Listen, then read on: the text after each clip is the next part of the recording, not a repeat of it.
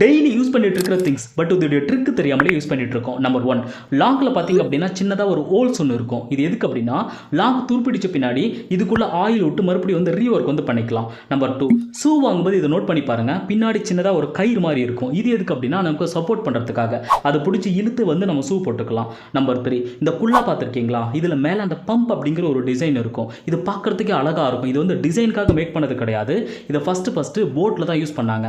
Height ரொம்ப கம்மியாக இருக்கும்போது அது தலைக்கு வந்து அடிச்சுக்கிட்டே இருக்கும். ஸோ தலையை சேஃபாக பார்த்துக்கிறதுக்காக தான் இந்த பம்ப் டிசைனை வந்து மேக் பண்ணாங்க. நம்பர் ஃபோர், ஒவ்வொரு வெஹிக்கிள்ஸ்லையும் அந்த கிளாஸில் வந்து கார்னரில் டாட்டாக பிளாக் கலரில் இருக்கும்.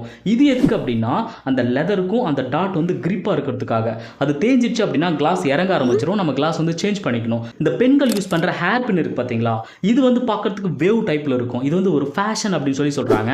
ஆக்சுவலாக அது வந்து ஃபேஷனுக்காக கிடையாது, ஹேரில் வந்து ரொம்ப கிரிப்பாக இருக்கிறதுக்காக தான் இந்த வேவ் டிசைன் வச்சுருக்காங்க அப்படிங்கிறத தெரிஞ்சு